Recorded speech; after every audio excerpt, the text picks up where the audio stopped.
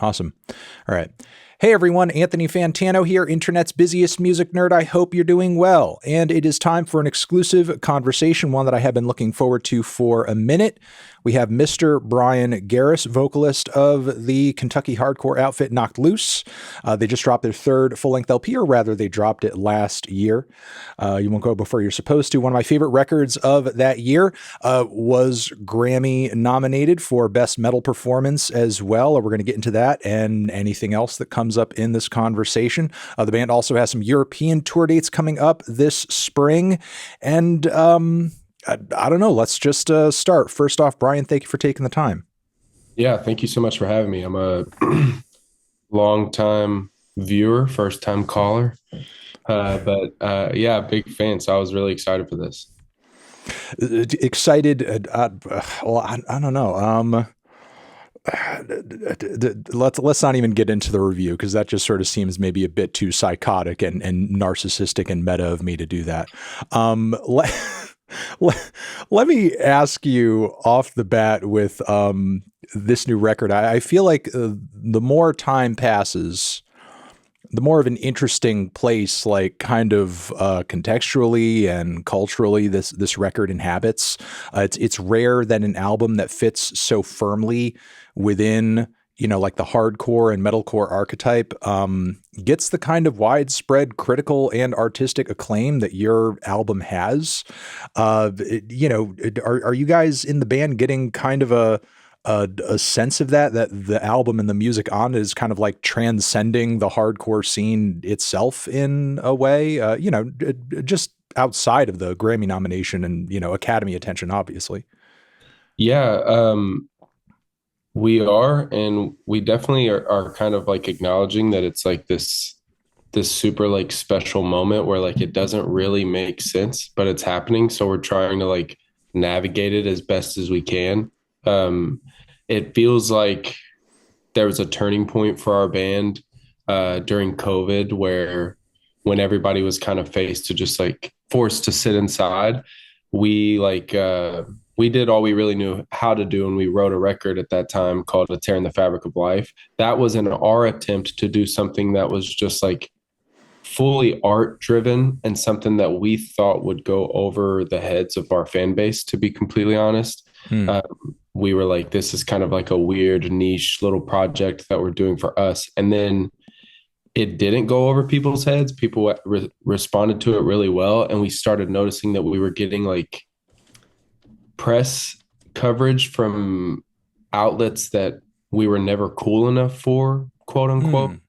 And that kind of made us feel like if we can pull off doing the art forward, like more niche stuff, let's just kind of lean into that more. So ever since then, it's kind of just been like exaggerating that and exaggerating like the things that worked in the past and expanding on those. And it's led us here, which has like been a very obviously exciting time for the band. I agree with everything that you've just described there, but like, I want to get into a little bit further because I'm interested in exactly what this means from your perspective. When you say, and again, I agree with the assessment, but I want to dig into what it means, like to make an album that sort of fits within the genres that you guys typically dabble in, but do it in a way that's more art driven. Like, what does that mean in a general sense? Like, all music is art and hardcore Yeah. and metalcore is art and so on and so forth. It's what you're doing is art, but what does it mean to make that style of music, but be more art driven about it in a way? So with that record, our approach for us was just different than anything we had ever done. It was never like nothing that we've ever done is brand new. We've never Mm. like claim for that to be the case. We like to wear our influences on our sleeves, but we were always a very like the music videos were like checking the box of like every metalcore music video. You've got the rain, you've got a field, you've got a warehouse. So like that was a different approach. We went like the animated route where we had a person animate the entire record, and then lyrically it was a concept record, which was completely different for me because I've always written just from my perspective. So like writing a story was something I'd never even tried. And musically, like instrumentally and vocally, like it was definitely just like an expansion of previous sounds. Like it wasn't anything like crazy on that end. But production wise, we tried a lot of new things for the first time. Like everything up until that point for us had always been very like what you hear is the same as what you see. Like live, you see two guitar players and one vocalist. So that's how everything was always recorded, like very like live. And I didn't do a lot of like vocal layering. But when it came to a tear in the fabric of life, that's when we were like, let's really like utilize the studio as an instrument. Let's see what it sounds like if I layer my voice 10 times or if I do a bunch of effects on my voice here. And like, so it was kind of just like zooming in on things like that, which is what we thought would be niche. We thought that people just wanted like the fun breakdowns. Um, and that was something that I was always kind of like arguing, like as a writer for the band. I was always fighting for people to pay attention to the lyrics. Um, so when it came time to writing something that wasn't as personal, I was like, well, this is definitely not going to stick. And, and it did. And it's really kind of like, it pushed us into a really, really cool spot creatively, I think. Mm. And you kind of mentioned earlier this idea that when you were kind of dabbling in this record, and obviously, you know, you can extend this out to the new album that you just dropped, because obviously, you know, these art forward ideas, as you described, like you dabbled in them further on this new record. But, you know, when you were initially kind of dipping your toes in this stuff and you mentioned like, hey, we're going to do this and we might be going over our fans' heads, like describe to me what you feel like were the confines that you guys had to work within, because you know, metalcore and hardcore, typically genres that I think have like very clear, very bold, very obvious formulas to them. And I feel like, you know, as an artist, did you, prior to all of this, feel like you guys were boxed in a little bit in terms of like, well, we have to sort of like check these boxes. And if we're not checking these boxes or following these rules, we're going to be excommunicated, or the music's not going to be accepted or appreciated or something? Like, where do these rules come from? And in your experience now with these kind of changes and what you guys have done, did you find that this wall was like kind of imagined? Is it actually there? Like, are you guys stepping out of a zone that's kind of making it difficult for you to resonate with certain music listeners? Or were people actually like subconsciously wanting this kind of experimentation all along? Um, that's actually a really good way to put it. I think the rules that you speak of for us individually come from the live show. Like Mm. everything that we've ever done has been for the live show. Like we're a band that likes to tour as much as physically possible. And we started touring when we were really young and it was so exciting and we just haven't really stopped since. So like when it comes to writing music, we lived inside the walls of, is this going to go over well live?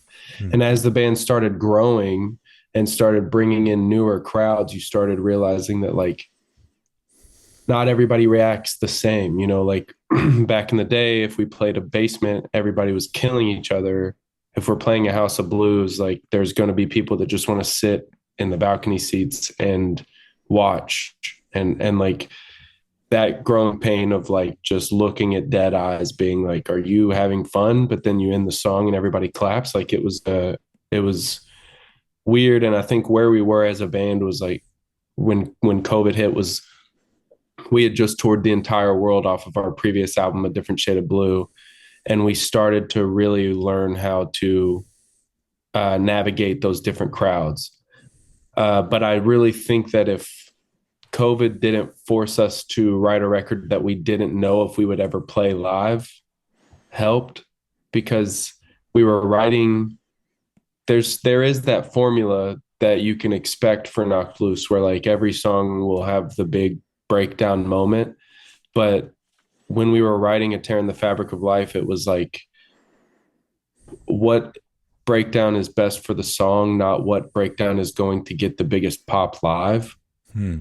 And then moving forward into You Won't Go Before You're Supposed to, it was kind of like, let's take that approach, but then try to almost bring back things that worked in the very beginning. So, like, stuff off our demo that we saw go over really well, big vocal moments. Like, this is funny to say, but there were like pop structures on You Won't Go Before You're Supposed to for the first time ever for Knocked Loose, where we would have like a repeating chorus. Hmm.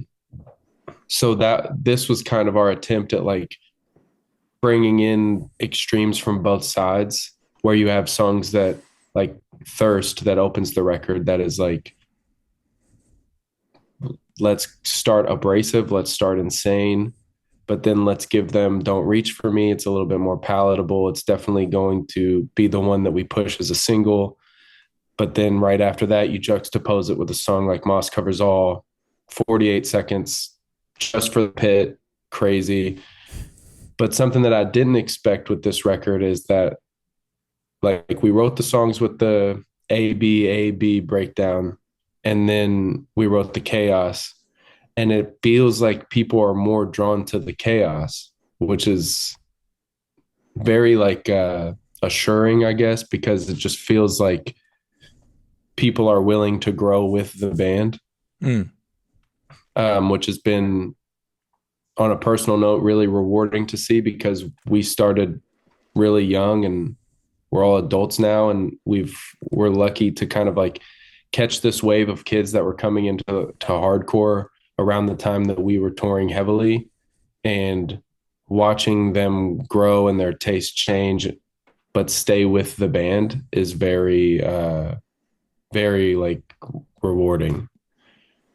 You know, that new generation of listeners that you see entering in, that you just talked about, in your experience as an artist who's like drawing these kinds of crowds and kinds of listeners, like what is the entry point for a lot of these new kids that are getting into this music? Because I mean, you know, for me, my context for this style of music and hardcore and metalcore in general is like, you know, New England VFW scene, hate breed, you know, to the degree that it was internet based, where we're talking about sort of like niche forums where sort of like loud rock is talked about, you know, regularly.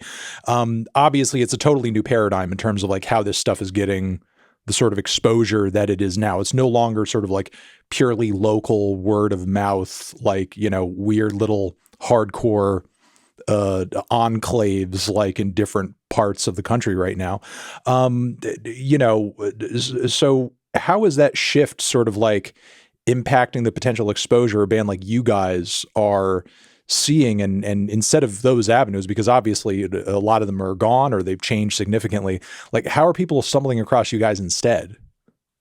I think like as much as I probably don't like saying it, it's definitely TikTok. Hmm. I think that stuff like that is bringing kids in. I think that right now, something that's happening in music is like people want just like the most exaggerated version of whatever it is. So, like, when you look at bands that are doing well in hardcore right now, you have bands like Tsunami, which, like, clearly is kind of like an exaggerated, like, tongue in cheek version of what they're going for. But it's real dudes that are familiar with the source material. Hmm. So it feels genuine, but it's fun. So it feels like there's that like generic hardcore sense of like you are able to be a part of it. Um, Stuff like that is so big right now. Stuff like Drain, where it's like a frontman that's so charismatic, like the singer of Drain, that is going to make the venue feel like a VFW hall, even if it's a massive theater. Um, People want that, like the story to tell after the show. So Hmm. a lot of our approach when it comes to writing has been like, let's look at things that have worked in the past, but like what's the like most extreme version of that? Like, for example, doing like the reggaeton style breakdown in the song Suffocate. Right. Um, and I think a lot of it is, I mean, something that's always stayed the same, I think, is just like shirts, like it's crazy how many people come up to me and want to talk about the band shirts that I wear. And it's like if they're familiar with the band that you're wearing, they automatically see that as like a connection that you two share. Hmm. Um, that like brings you down to like a human level, which is why everybody loves hardcore, because there's not that big unrealistic divide between you and the artist. And then the people that don't know the shirts that you're wearing, it's like they want to know. They want to know, and not just me. It goes for everybody, even like people between crowd members. It's like everybody wants to know what's under the layer they're currently on. Hmm. And I think that right now it's just at a point where it's so big that like everybody wants a piece of it.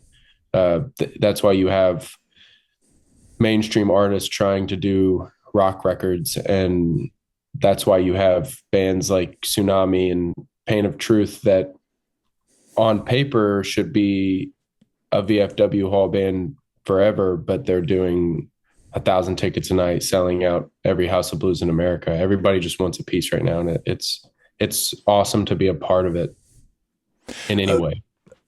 this is again a true assessment of all of this, and I'm sort of seeing it as you're describing it, but also simultaneously, like what you described earlier is also true, where you guys at one time and other bands are sort of like similar in stripe stylistically. You have these passionate audiences, people are buying tickets to your shows, like you have like these fan bases who are truly into what you do, but simultaneously, depending on like what you're doing as a band in this lane, stylistically or aesthetically, you could just sort of be deemed, even if you have a massive audience, as like too uncool to like review or like take seriously, as far as like covering your music.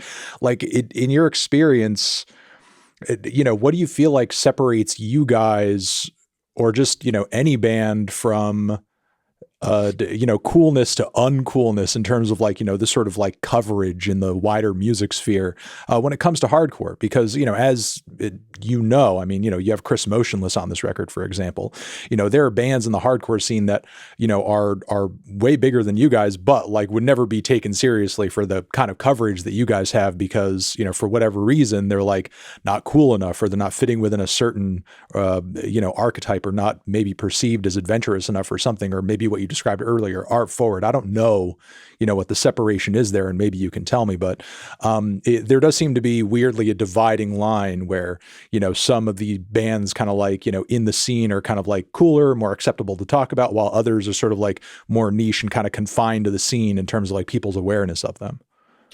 Yeah, I think that for us, we started touring in a time where it was like so trendy to really like lean into what is true hardcore.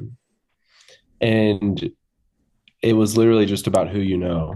So Mm. like you saw bands, there were bands that you'd probably put in the same like subgenre as Knocked Loose, but they were cool and we weren't because of who they knew, kind of thing. And it never was something that we really paid attention to. We just liked to tour, so we toured as much as possible. And coming up, we would tour with any kind of band. We would do pop punk, metalcore, hardcore, like anything that we could really get our name on, because our thought process was it doesn't change what we are, it just changes the bill that we're on. And we thought that that would be a way to cast a wider net, but to like the quote unquote cool, that wasn't cool because we were doing stuff outside of hardcore. Whereas a lot of the times you'll see a lot of hardcore bands will be cool until they hit that ceiling. And then once they break through that ceiling, they're no longer cool. And that's why a lot of hardcore bands have like a demo and maybe a good full length, and then they kind of just like fizzle out. Um, we just saw bands like Terror and Every Time I Die. They were like so unapologetically themselves, and they did any kind of tour that they could. Like I remember when Terror toured with The Ghost Inside, it was like this massive thing in the hardcore scene. Like, how could they do this? How could they like betray hardcore by doing this lame tour? Right, And exactly. and then now you look at it and you're like, Terror's been a consistent hardcore band for over 20 years, one of the best of all time. Right. And it doesn't matter if you put them on a hip hop stage, like they're still Terror. And so we just kind of wanted that approach from the very beginning.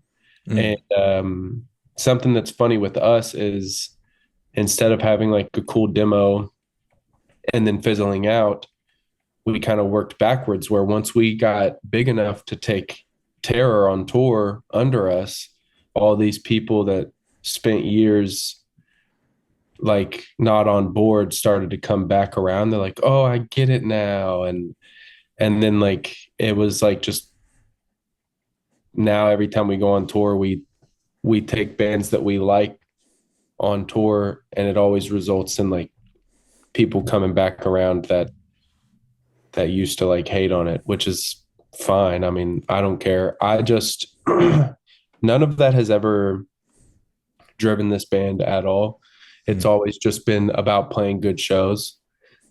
And on the press side of things, that never really concerned us either because like we would see bands that are getting all of these like cool outlets covering them and reviewing them, and but then that band wouldn't sell 50 tickets in their hometown.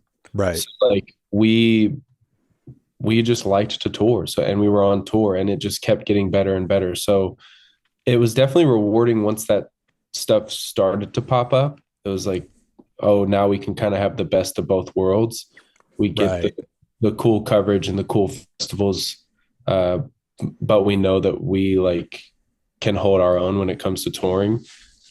But yeah, it's always weird when that stuff happens because there's bands right now that you'd never see on the cover of a magazine that are outdrawing every single band on the magazine. You know what I mean? Right. No, it's true. And, Uh, you talk about it kind of changing in terms of some people coming back around in your own case. Do you feel like, generally speaking, some of those stringent scene politics that I may have grown up with have like softened a little bit or changed in any way? Do you feel like people hold to them as strongly as they used to, the younger generation? um, no, I don't think they do hold to them as strong as they used to. I think the generation below me, like I have two younger brothers Hmm. who are also involved in hardcore. Watching their generation is cool because like I feel like my generation was just about being like haters. Like it was just so you either were cool or you weren't, and it was like Right. it was lame to like anything, and that's really not like genuinely. I can't stress this enough that I'm not just saying this for the interview. I'm not like that at all. Like I'm a fan of everything, and Knocked Loose as individuals is very much like that as well. And I feel like with the younger generation below me, it's kind of cool to be a fan again. I was like Hmm.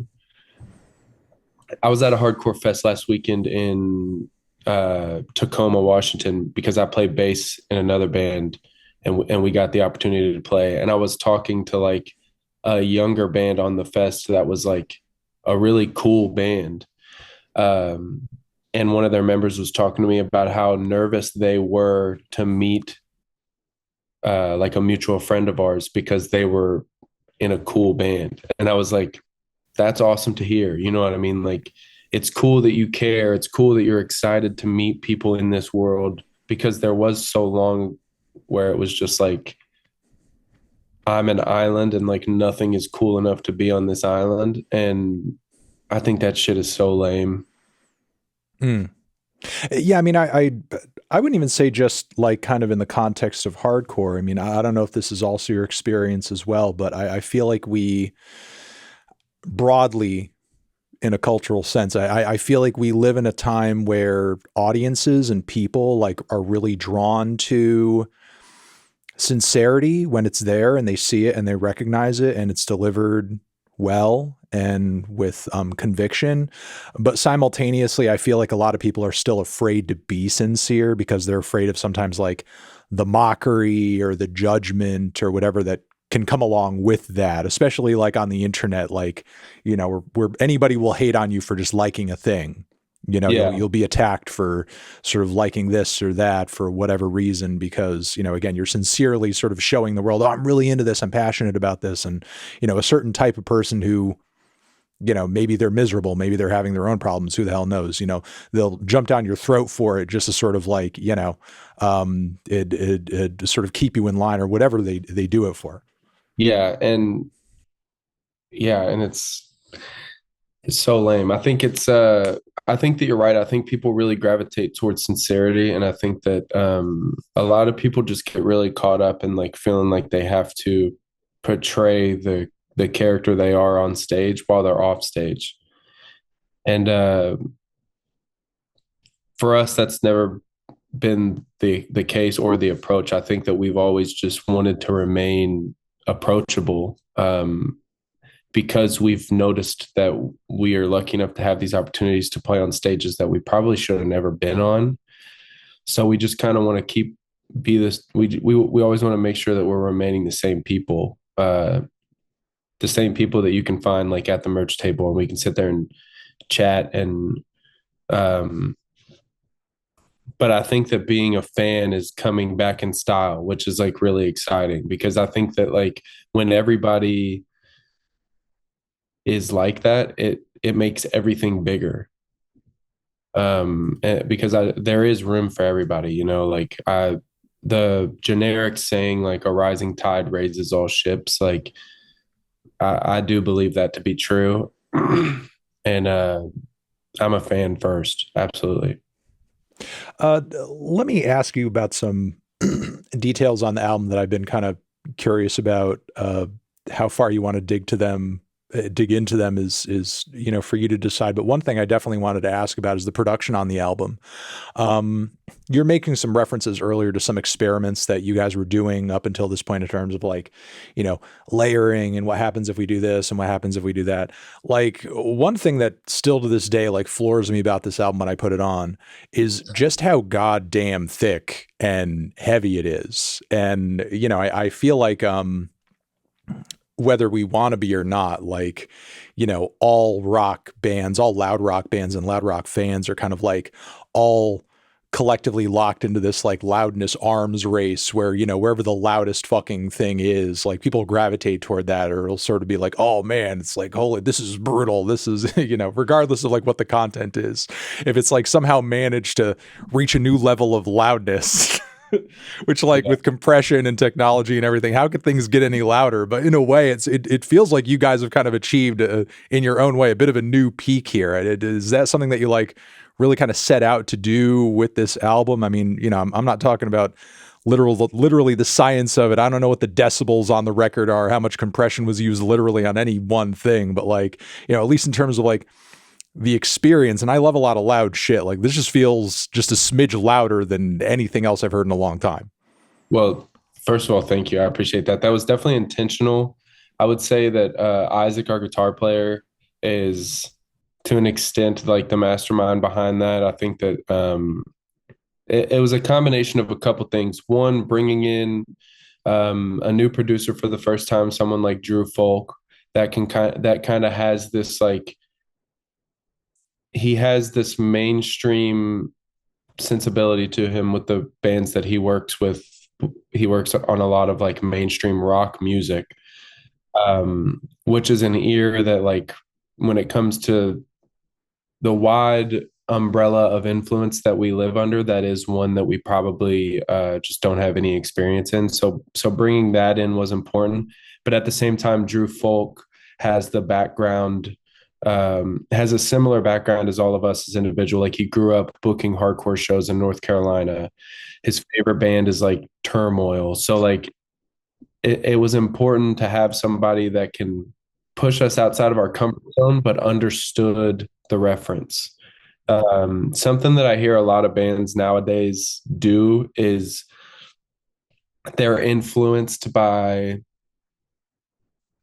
like, bands are doing like era bands, but they're influenced by bands that were ripping off the era, not bands that are from the era.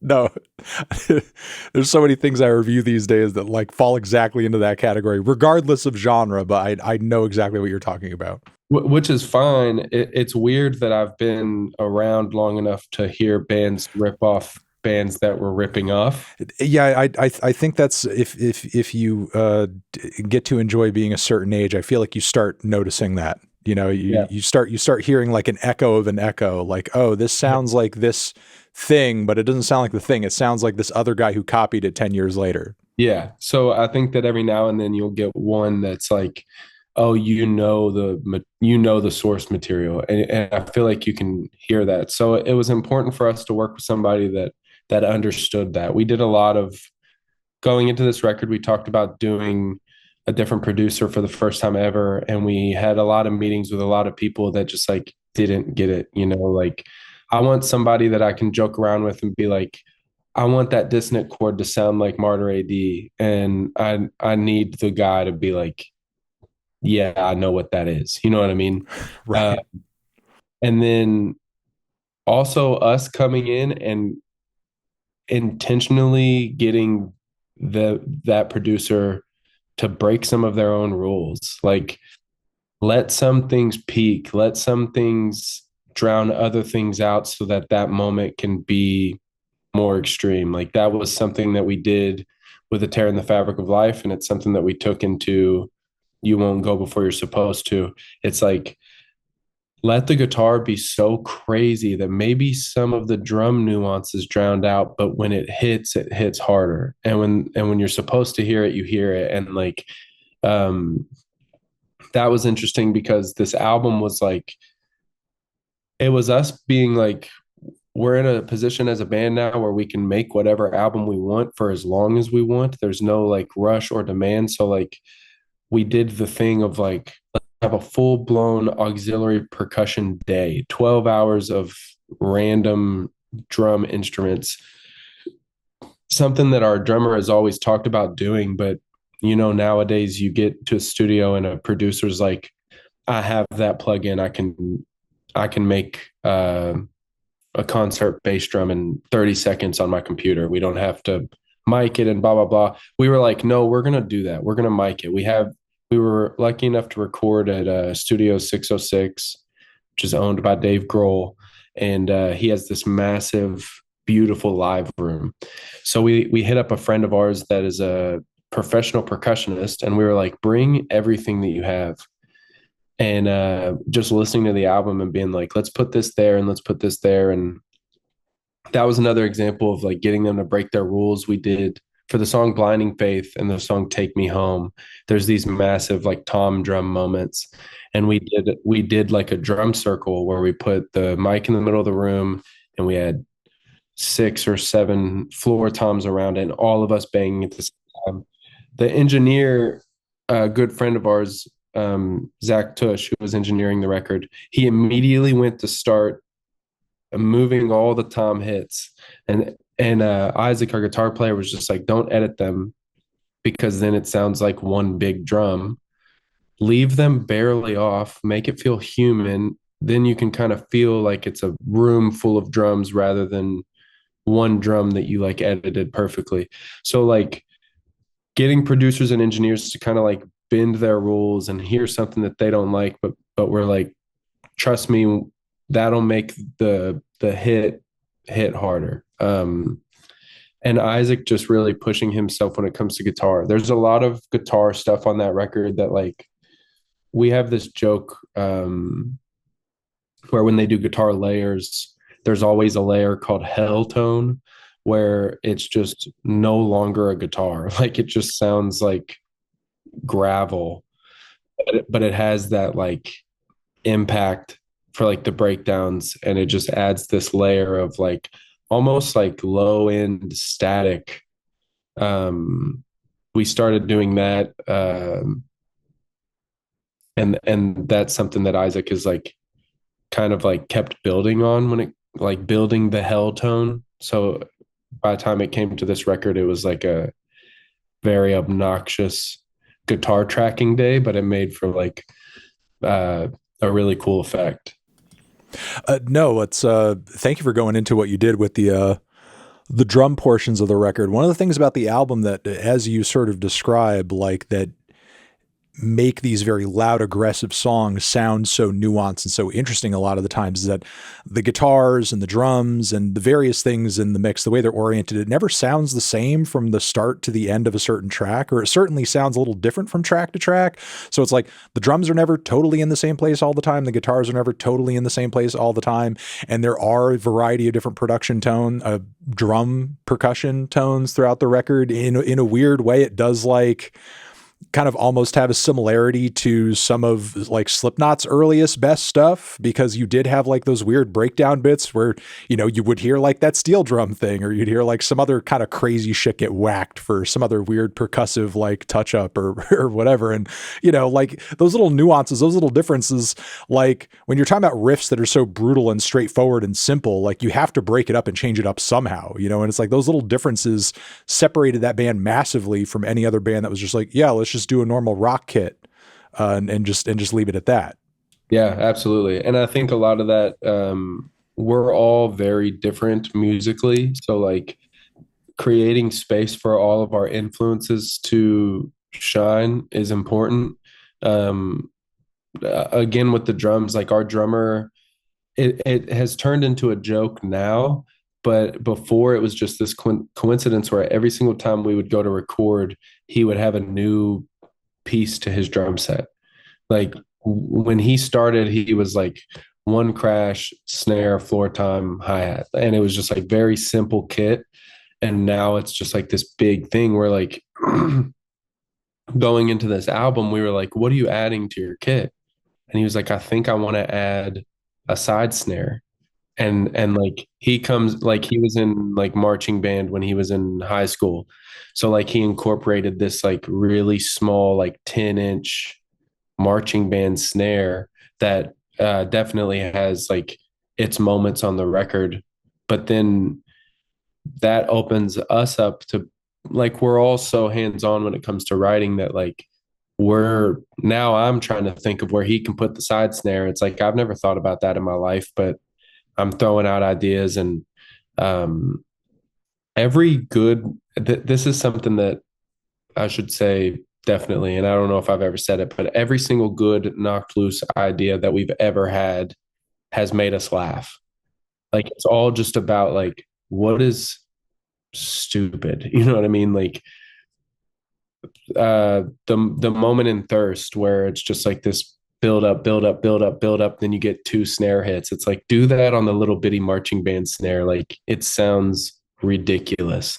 And then it just makes the kick in right after that just sound that much more abrasive. So like just these like almost like jokes that were just like, wait a minute, this would actually be sick.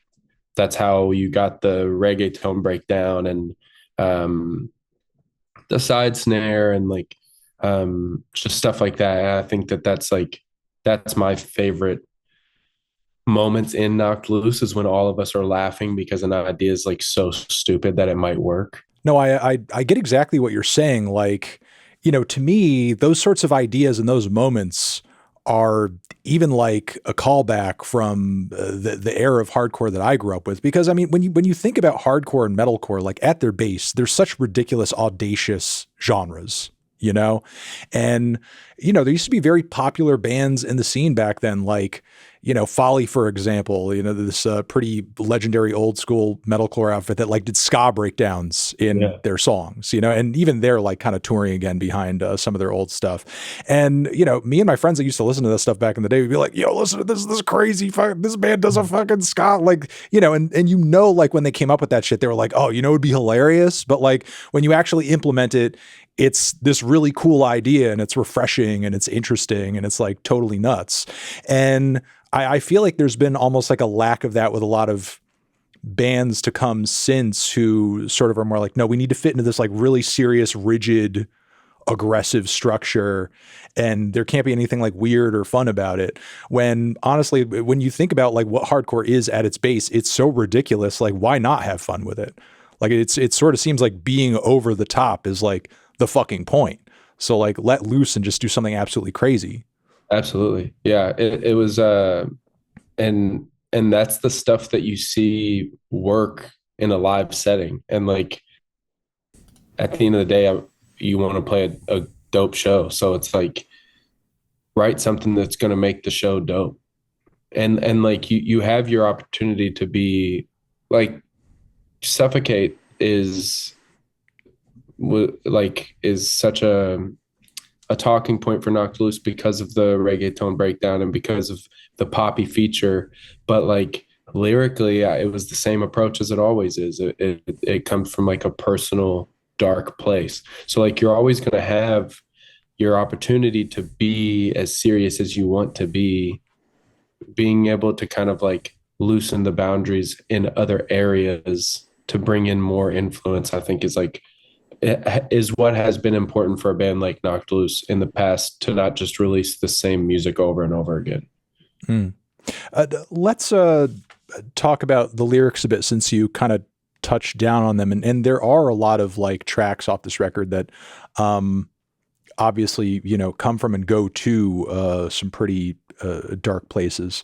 You know, speaking of Don't Reach For Me, for example, which obviously, you know, kind of like big single off the record, there are so many angry, sort of fed up lines on that song that sort of seem to even have like a particular person in mind when writing about them.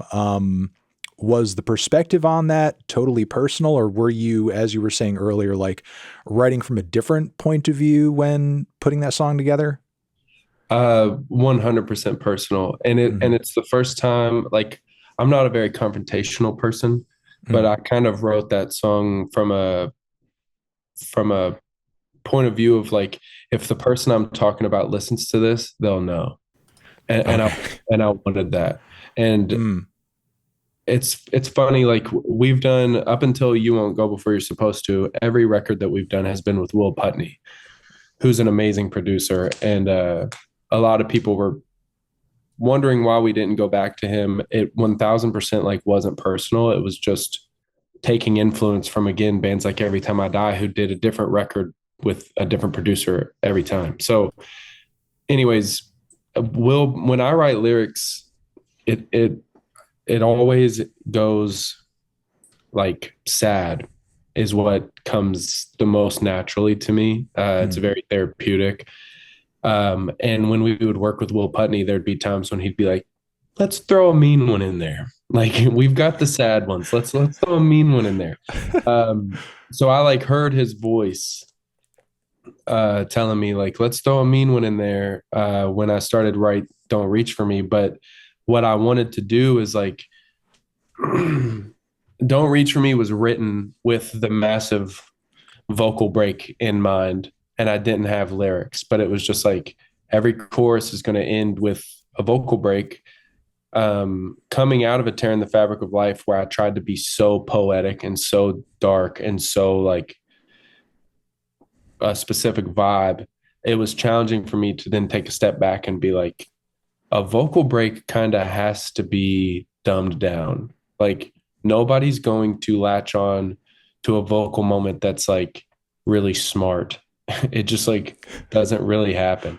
So it's like finding this like middle ground of like challenging myself as a writer, but also writing something that like people are going to latch on to. So Mm. it was a it was a different approach to writing an angry song versus the way that I've done it in the past, where I wanted the person listening to know who that it was about them.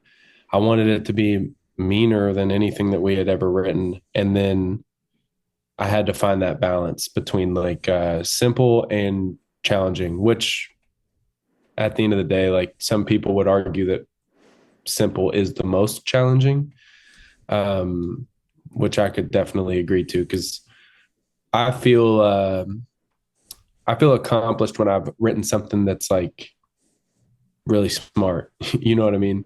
Mm.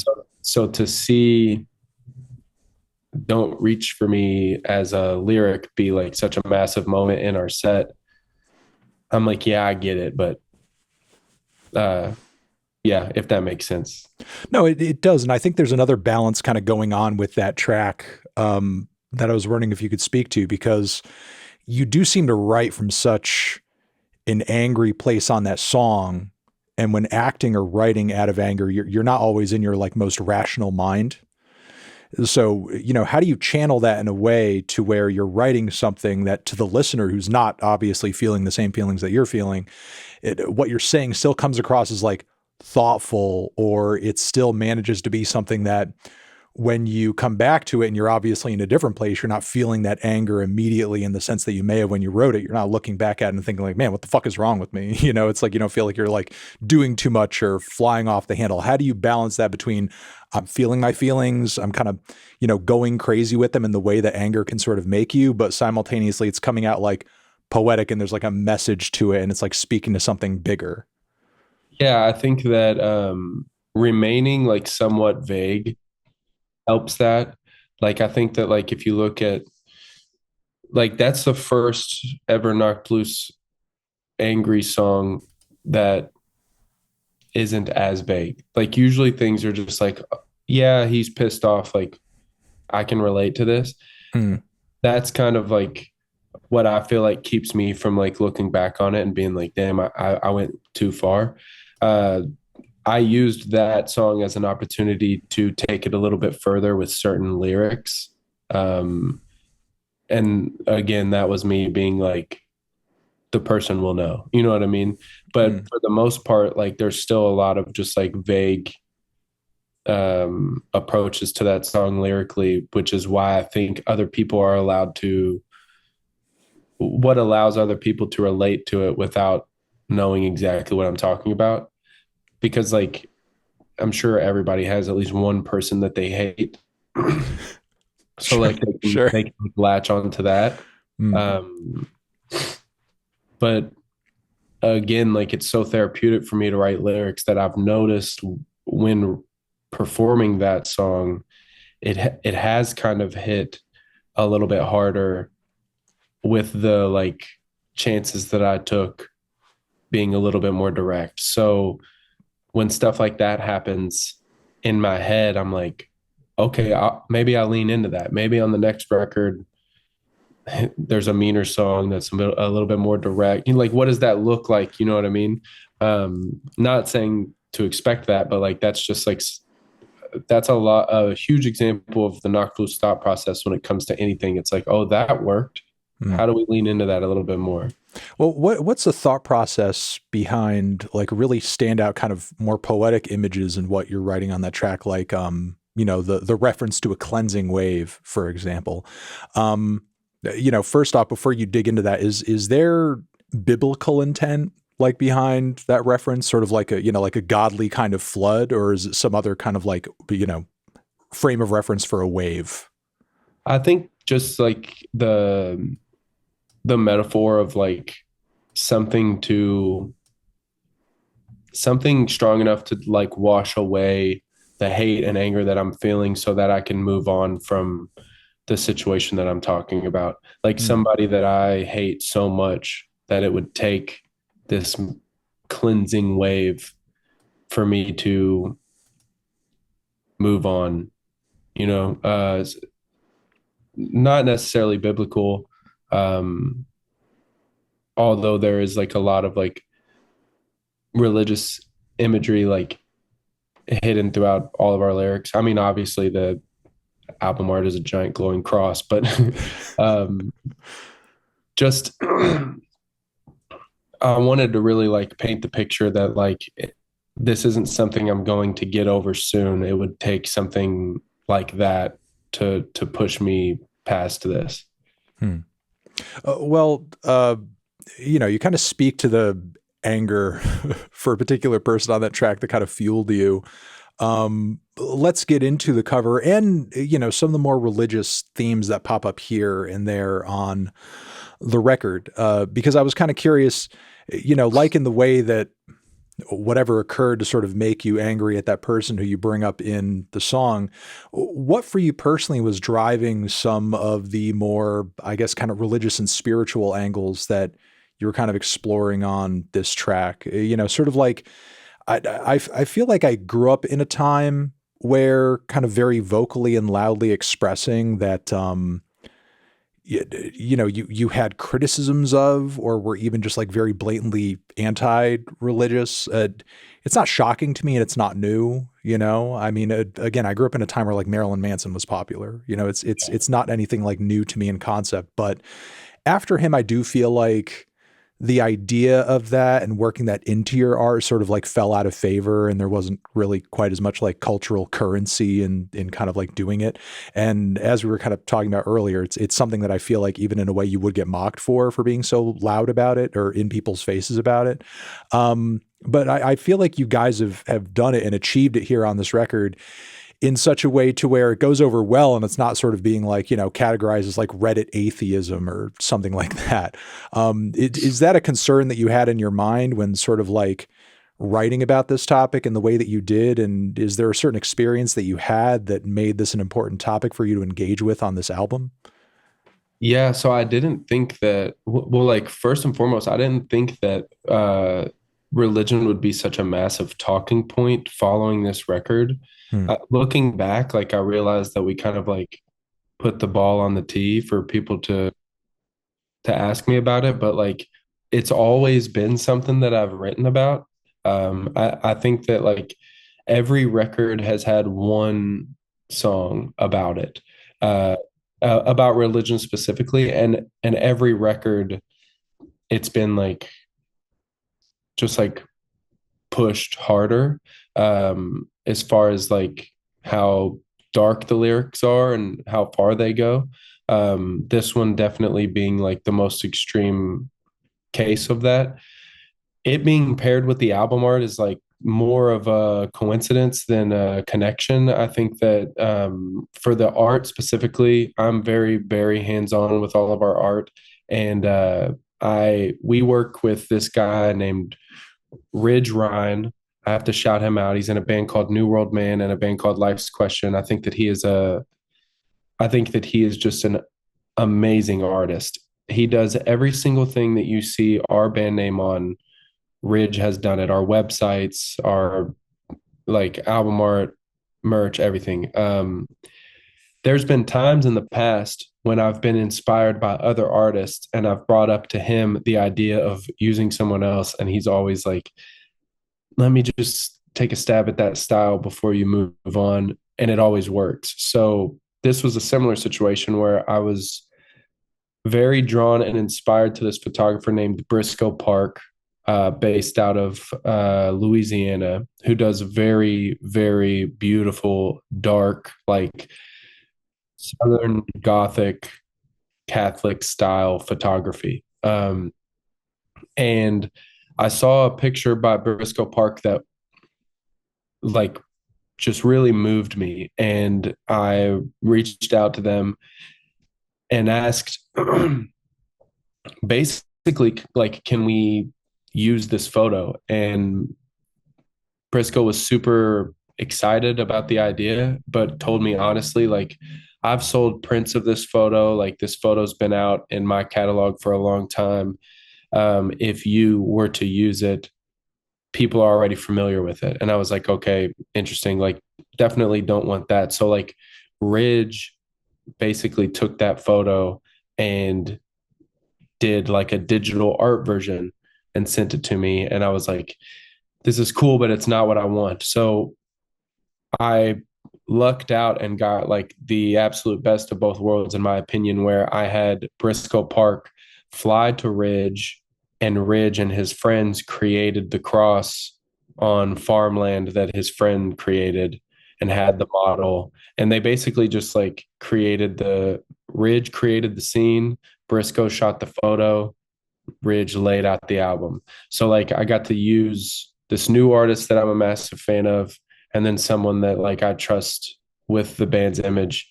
And I think that it turned out amazing. But it the cross is supposed to be like symbolism for like anything towering over you, anything that, and I think that it's like that with a cross in general, like being from the South, at least anywhere I go in a 3 mile radius of where I'm at right now, I could probably get to five churches, two of them being these massive, historic, beautiful buildings. So it's like it is something that kind of like follows you. On the record, it's supposed to just mean whether it be religion, whether it be somebody that you hate, whether it be loss, which is something that I talk about very frequently in Knocked Loose's music.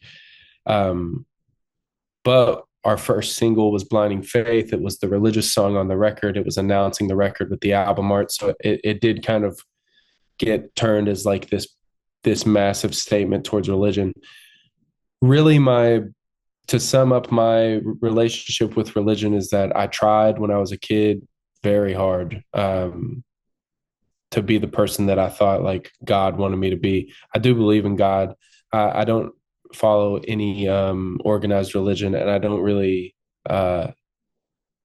like a lot of the things that come with like religious extremists and the things that they push. There was a lot when I was like heavily involved in the church that I never agreed with, and I was like, something's wrong with me because everybody's on this page except for me. And um, yeah, I'm rambling, but it really just comes from a place of like feeling like there's something else out there, but not liking any of my options to look into that really, if that Hmm. makes sense. Kind of building on that theme of feeling like certain things are towering over you, I feel like you guys do kind of engage in that same concept on Slaughterhouse too, but sort of like more from a class politics angle. Um, is that something for you guys, either among yourselves or those you work with or your fans or some of the coverage that you guys have seen broadly that's kind of like come up as far as like you guys dipping your toes into that? Because I don't know, in terms of like directly calling out the richest and most powerful among us who run society, and sort of like the fact that they impact in a negative way like every decision and sort of aspect in your life. Not a lot of, sort of like bands on your level or in your lane sort of are directly addressing that topic these days in a lot of songs, which to me is like kind of funny because I feel like the hardcore scene is where I first learned to like be skeptical of corporations and the cops and so on and so forth. And nowadays you have like this wave of like, yeah, we're a Christian metalcore band, or like other random loud rock outfits that have very odd like QAnon type politics or something. I don't know. I don't exactly know what the fuck the pipeline is, or like why it's so easy for some groups randomly who maybe you grew up with just like all of a sudden be posting about how they support the Jan 6 rioters getting out of jail. I don't know. Yeah, it's like I don't know what the common thread is between all of it, but it seems like you guys have totally sidestepped it in your own way, or like going against that grain. I mean, is that sort of an aspect of the music scene and its weird, unpredictable politics that you have to navigate, and then in your own way you're pushing against? yeah, so I never politics is something that I've never really like written about or like I've tried my best. I feel like I've tried my best to use my platform when I can, but lyrically, it's just not the kind of writer that I am. I was invited to be on the Motionless in White song Slaughterhouse, Right. which is Eat the Rich, like that kind of song, a song that I've never written. So we had the joke to do a part two. And as soon as I made the joke, everybody was like, oh, we have to do that. Another amazing moment that starts off as a joke. Yeah, yeah, exactly. But then I had like the realization like, oh, now I have to write a part two to what he wrote about. And I was like, how do I do this and have it feel genuine? And the only way to do that was to speak from my experience. And I did grow up very lower class. I did grow up very um my both my parents worked very hard for everything that they gave me and my brothers, and they still both worked very hard. They'll never be able to retire, like so where the Motionless in White song is a lot more like broad, like Eat the Rich style song, ours is very more zoomed into just my personal experience, what it was like growing up, uh, being the one that didn't have, and and then just like how that affected me growing up. Mm. Um, Kind of moving on from the record, where do you see things if you want to give us any kind of like um peak before you have to head out? Where do you sort of see things for the band creatively or commercially going forward from here? Because obviously, we've talked a lot about the ways that you guys have pushed boundaries with your sound, with your lyrics, and the way that you kind of present the band. Simultaneously, you've had like these really big moments like the Grammy nomination, as well as like the recent Jimmy Kimmel performance. And obviously, while these were like, um, amazing moments for the band in terms of like exposure and proof of like how far you've come and how hard you've worked. Simultaneously, things like that expose tons of people who've never heard about you guys before. To first time listeners who were like, what is this? My child was scared when they played on the TV, so it's kind of weird. And I'd like you to speak to this if you can. It's again, obviously like proof of like how far a band like you guys can take it if you're doing X or Y or Z or kind of playing it a certain way. But simultaneously, it also functions as a reminder of like, not everybody's going to be into this, Yeah. almost like, regardless of how we portray it. So, considering that, like, how much further do you guys feel like you can kind of push the band from here artistically and also in terms of like the audience and exposure that you're getting? Yeah, I think that the last couple years has just been so crazy. It just feels like ever since we got offered Coachella, it feels like everything after that has been uncharted territory, like all these moments and opportunities um that were never on the radar, like Kimmel, like I've had so many conversations with my dad of my dad being like, well, Turnstile's on late night, why can't you be on late night? And me just being like, they're a different band. It's like it's more palatable for that kind of audience. Right. Like, Explaining to your dad the differences between Knocked Loose and Turnstile is a conversation that I wouldn't even want to have. yeah. Which like both my parents are surprisingly, like, to give them their props, musically hip, I would say. Like Mm. they're the reason that I have such a deep love for music. Like I was raised solely on like hip hop music until I found uh heavy music on my own. So like um but I had so many conversations with him like, yeah, it's just we're not that kind of band, and that's okay. And so then we get the call to do Kimmel, and I was like, it was never even on my radar. It was such an amazing opportunity. So all those things, what we do when those things happen, when we're at the Grammys and we're like, we're here because of like the stupidest song we've ever written, heaviness wise. Um, we're just like, how far can that go then? Because like I don't know what the next step is. I don't know what the next opportunity is, or what the next year looks like. But we're just trying our best to like navigate it as it comes. So it's like I want to see how mainstream we can get without changing what the band is at all. You know what I mean? Like, let's be the most famous psycho band. And it just like, I feel like there is like a level of like the people that are coming in from Kimmel that are like, this is weird and nobody likes this. This is mine.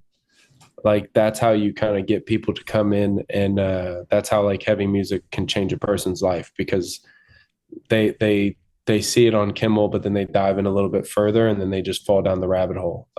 So I think right now the mission statement is to just kind of like um, keep doing what we're doing, leaning into the things that work and seeing like, and just like taking each moment as it comes and trying to remain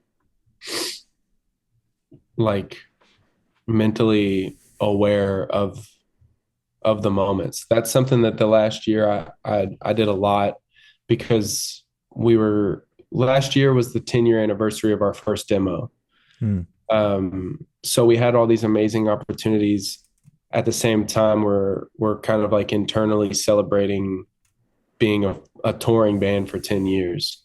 So there was a lot of reflecting last year and a lot of like sometimes things can go so fast that you look back on it and you're like, man, the Grammys were crazy. That was amazing. I was very like honest with myself the entire year that when these things were happening, I was like taking it for what it is. I was sitting at the Grammys and I was looking around and I was like, this might be one of the best days of my life. This is like something that I never thought I would do, a stage I never thought I'd be on. So yeah, I really don't know what's next, but we navigate it the best that we can. Bryan Garris, frontman of soon to be the most famous psycho band, Knock Loose, coming through for a great conversation. I appreciate you taking the time, man. Thank you. Yeah, thank you so much, man. I really enjoyed this.